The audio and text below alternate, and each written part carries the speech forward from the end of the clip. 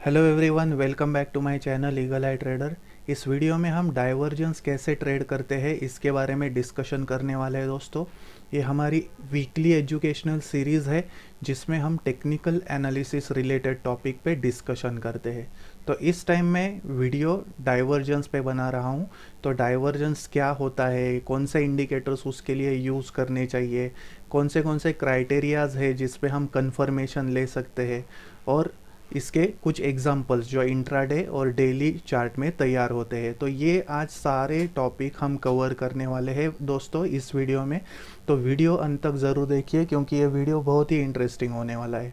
मैंने इस वीडियो को दो पार्ट में डिवाइड किया है दोस्तों, क्योंकि डाइवर्जेंस के दो मेन टाइप्स है। तो जिसमें रेगुलर डाइवर्जेंसेस है वो इस पार्ट में हम कवर करने वाले हैं, और नेक्स्ट वीकेंड को जो मैं वीडियो बनाऊंगा तो उसमें मैं हिडन डाइवर्जेंस कैसे होता है वो भी बताऊंगा, ताकि दोनों भी एक साथ बताए तो आपका कन्फ्यूजन बढ़ जाएगा उसमें। तो इसीलिए वन बाय वन जाएंगे। पहले हम इस वीडियो में रेगुलर डाइवर्जेंस कैसे होते हैं ये सीखने वाले हैं। तो बिना किसी देरी के चलिए शुरू करते हैं। तो दोस्तों पहले हम डिस्कशन करने वाले हैं कि डाइवर्जेंस होता कैसे है, मतलब इसका डेफिनेशन क्या है। बहुत बार है ना, लोग ट्रेडर्स जो होते हैं वो डाइवर्जेंस को कंफर्म करने में बहुत ही मिसअंडरस्टैंडिंग करते हैं। तो इसीलिए पहले डेफिनेशन समझ लीजिए, उसके पार्ट कौन से हैं वो समझ लीजिए, और उसके बाद ही वो चार्ट पे देखिए।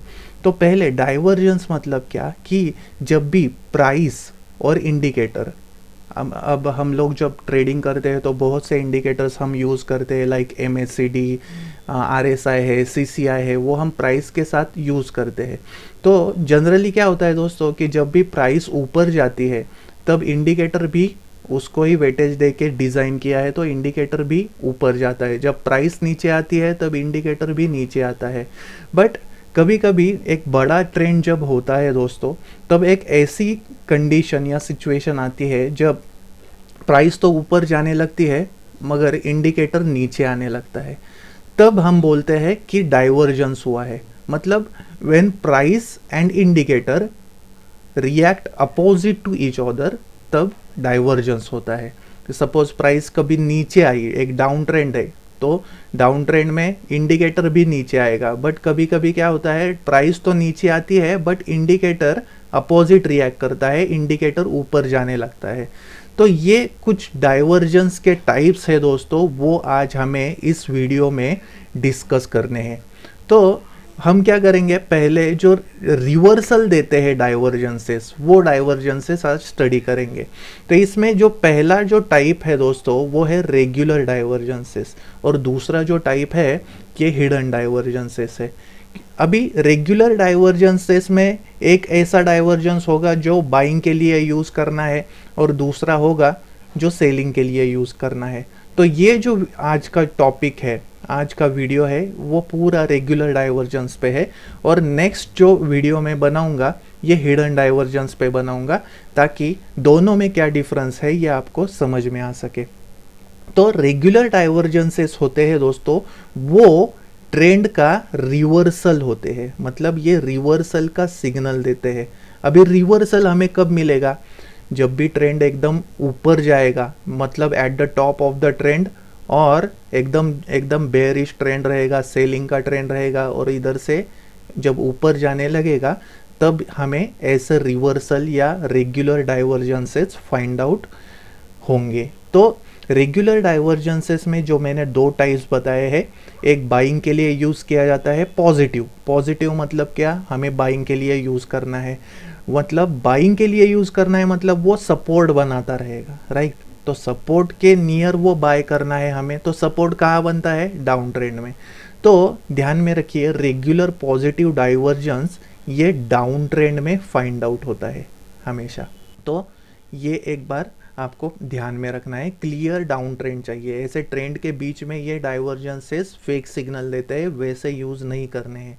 तो रेगुलर पॉजिटिव डाइवर्जेंस आपको डाउन ट्रेंड में फाइंड आउट करना है, और वो बाइंग के लिए यूज़ करना है। उसके बाद रेगुलर निगेटिव डाइवर्जेंस है, वो आपको अप ट्रेंड में ढूंढना है, और ये आपको सेलिंग के लिए यूज़ करना है। ये ध्यान में रखिए, निगेटिव मतलब सेल। तो निगेटिव कहाँ तैयार होगा, सेल सिग्नल कहाँ तैयार होगा, जब प्राइस अप ट्रेंड में रहेगी तब, और वो रेजिस्टेंस बनाएगी, तो उस स्टॉप लॉस से हमें सेल सिग्नल लेना है। तो ये दो जो डिफरेंस है रेगुलर पॉजिटिव और रेगुलर निगेटिव में, ये ध्यान में रखिए। पॉजिटिव हमें डाउन ट्रेंड में ढूंढना है और निगेटिव है ये अप ट्रेंड में ढूंढना है। रेगुलर पॉजिटिव डाइवर्जेंस जो है दोस्तों, उसका शॉर्ट फॉर्म है RPD, और रेगुलर निगेटिव है इसका RND है। ठीक है, तो अभी प्राइस और इंडिकेटर, इन दोनों को हमें एक ही साथ यूज करना है, ये आपको ध्यान में रखना है। तो अभी इंडिकेटर्स कौन से यूज करने हैं, तो पहले तो अगर आप इंट्राडे चार्ट यूज कर रहे हो तो MACD एक अच्छा इंडिकेटर है जो ट्रेंड फॉलोइंग इंडिकेटर है। तो इंट्राडे चार्ट में 10-15 मिनट, आधे घंटे के टाइम फ्रेम में आप MACD इंडिकेटर यूज कर सकते हो। बहुत से लोग डेली चार्ट अगर आप यूज़ कर रहे हो, पोजिशनल ट्रेड्स निकालने हैं रिवर्सल के, तो आप RSI या CCI इंडिकेटर यूज़ कर सकते हो। ठीक है, तो मैं पहले आपको रेगुलर पॉजिटिव डाइवर्जेंस और रेगुलर निगेटिव डाइवर्जेंस ये पूरे आपको चार्ट पे दिखाऊंगा, समझाऊंगा। उसमें इंट्राडे टाइम फ्रेम में मैं MACD इंडिकेटर के साथ दिखाऊंगा, और जो डेली बड़ी टाइम फ्रेम होती है डेली वीकली में, मैं RSI के साथ आपको कुछ एग्जांपल शो करूंगा। तो उसमें आपको मैं क्राइटेरियाज भी बताऊंगा कि कब बाय करना है, कब बाय या सेल का कंफर्मेशन लेना है, ये सारे पॉइंट्स हम लोग डिस्कस करने वाले हैं।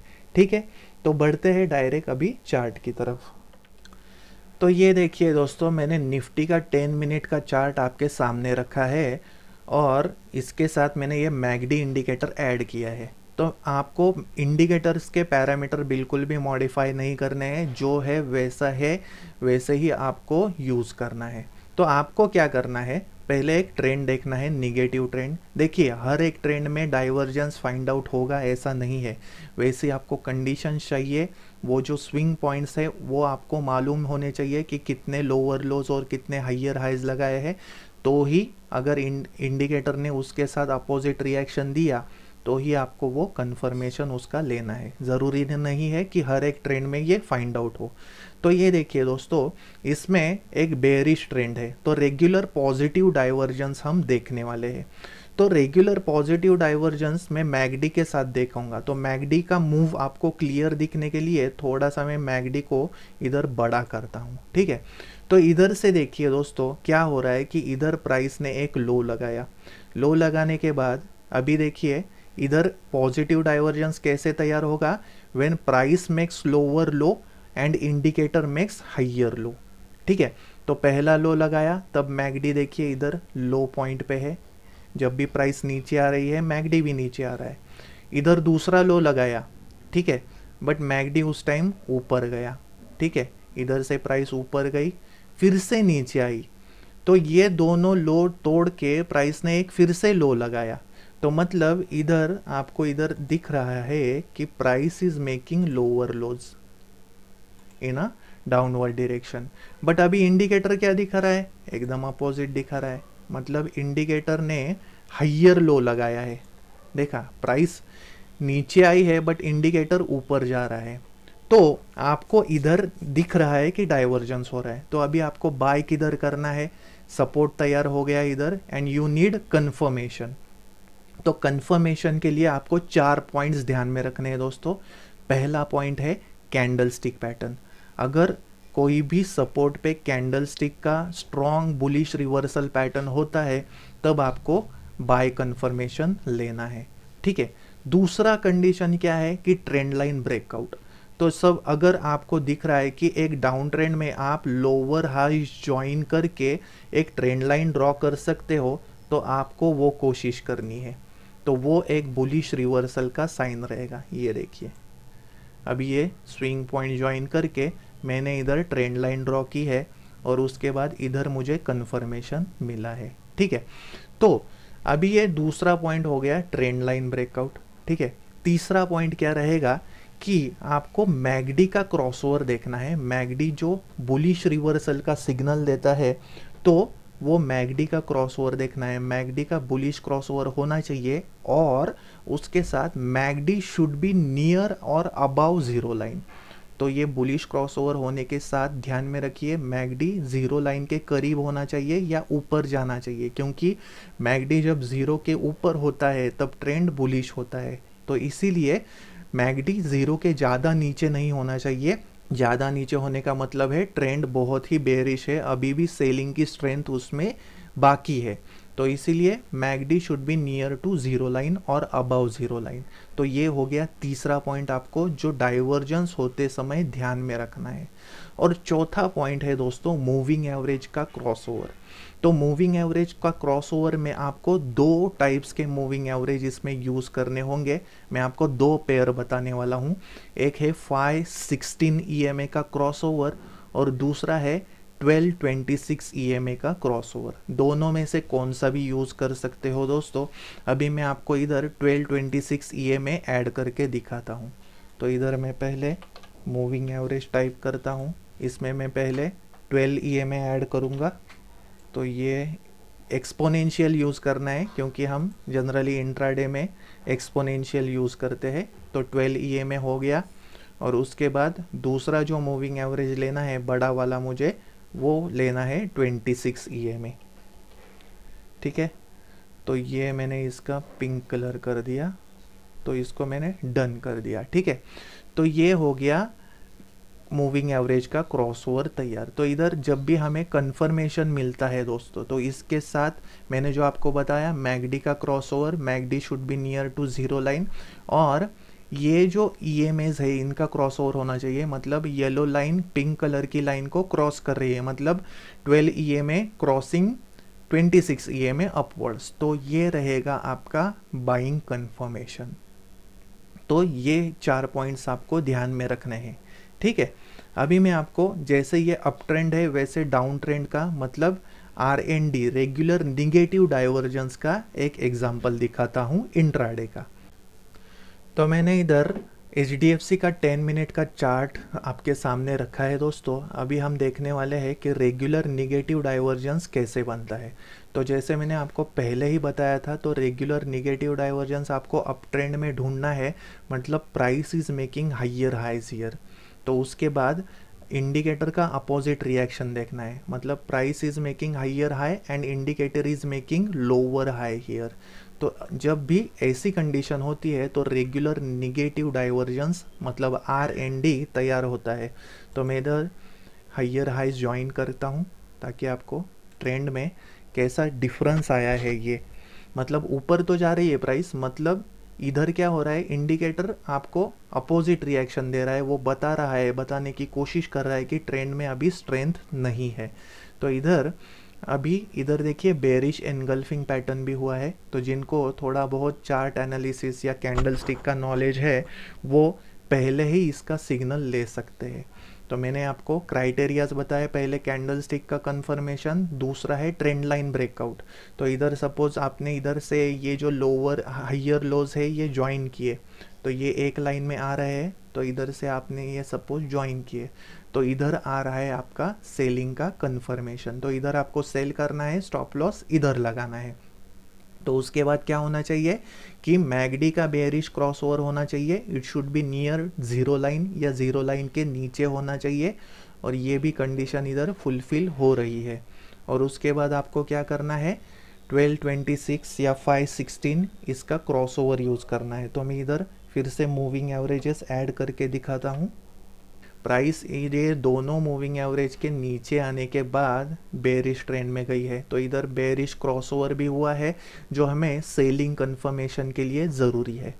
तो ऐसे आपको ट्रेड करना है इंट्राडे में, रेगुलर पॉजिटिव और रेगुलर निगेटिव डाइवर्जेंस। पहले क्लियर ट्रेंड देखना है, रिवर्सल के टाइम जब भी डाइवर्जेंस होता है तब ट्रेंड लाइन ब्रेकआउट या कैंडल स्टिक का इंडिकेटर के साथ आपको कंफर्मेशन लेना है। तो ये कुछ इंट्राडे के एग्जांपल्स थे जो मैंने आपके सामने रखे हैं। अभी मैं RSI इंडिकेटर के साथ आपको डेली के एग्जांपल्स दिखाने की कोशिश करता हूँ। तो ये देखिए दोस्तों, ये एक डेली चार्ट है। तो डेली चार्ट में आपको ये इंडिकेटर कैसे यूज़ करने हैं ये मैं अभी आपको बताने जा रहा हूँ। मैंने RSI इंडिकेटर रखा है आपके सामने, इधर ऐड किया है चार्ट पे। तो उसका 70 लेवल ओवरबॉट रहता है और 30 लेवल ओवरसोल्ड का रहता है।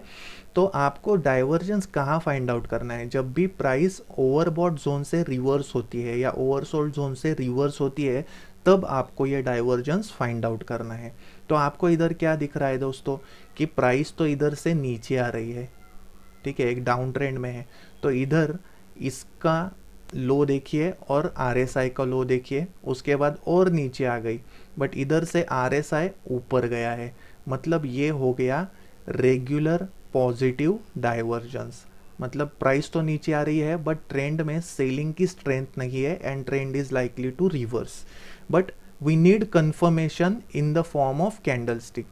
और उसके बाद बुलिश रिवर्सल का सिग्नल मिलना चाहिए या मूविंग ओवर एवरेज का क्रॉस ओवर मिलना चाहिए, या कोई भी ट्रेंड लाइन अगर आप मैच कर सकते हो by joining the lower highs तो वो भी कर सकते हो। तो इसीलिए ब्लाइंडली बाय नहीं करना है, कंफर्मेशन मिलने देना है। तो उसके बाद देखिए प्राइस ने क्या किया, इधर से ऊपर आई फिर से नीचे आई, इसके बाद इधर से फिर से ऊपर जाने लगी और इधर क्या हो गया है, ये जो क्रॉसओवर है 1226 EMA का, तो इधर ये क्रॉसओवर हो गया, इसको हम बोलते हैं बुलिश क्रॉसओवर 1226 EMA का। तो ये हो गया। मैगडी का भी बुलिश क्रॉसओवर है ऑलरेडी और मैगडी अबाउ जीरो लाइन आ रहा है, तो मतलब हमें बुलिश रिवर्सल का सिग्नल मिल गया। We need stop loss just below support line और इधर से हमें बाइंग का कंफर्मेशन मिलने वाला है और इधर ऊपर as per your risk reward आप आपका टारगेट बुक कर सकते हो। तो ये था बाइंग का एग्जांपल्स RSI के साथ। जैसे बाइंग का देखा दोस्तों, वैसा सेलिंग का देखते हैं अब। तो देखिए दोस्तों, ये एक अप ट्रेंड है। अभी सेलिंग का देखने के लिए RND देखना है आपको, तो आपको एक अप ट्रेंड ढूंढना है। तो अप ट्रेंड में RSI मैंने पहले लगाया है प्राइस के साथ, तो इधर एक हाई बनाया, उसके बाद प्राइस नीचे आई, उसके बाद RSI भी देखिए हाई लगा के नीचे आया, उसके बाद प्राइस ने एक हाइयर हाई लगाया, इसके ऊपर गई प्राइस और इधर क्या है, इंडिकेटर ने लोअर हाई बनाया है। मतलब price makes higher high here and indicator makes lower high. तो इसका मतलब है दोनों ने अपोजिट रिएक्शन दिया है, इधर डाइवर्जेंस हुआ है। उसके बाद क्या हुआ है, इधर आपको दिख रहा है कि बेरिश एनगल्फिंग भी हुआ है। तो जिनको नॉलेज है थोड़ा कैंडलस्टिक का, वो इधर पहचान सकते हैं, जल्दी ही कॉल इनिशिएट कर सकते हैं। अगर आप बेसिक ट्रेडर हो, मतलब कुछ ज़्यादा एक्सपीरियंस नहीं है, तो वेट फॉर कंफर्मेशन।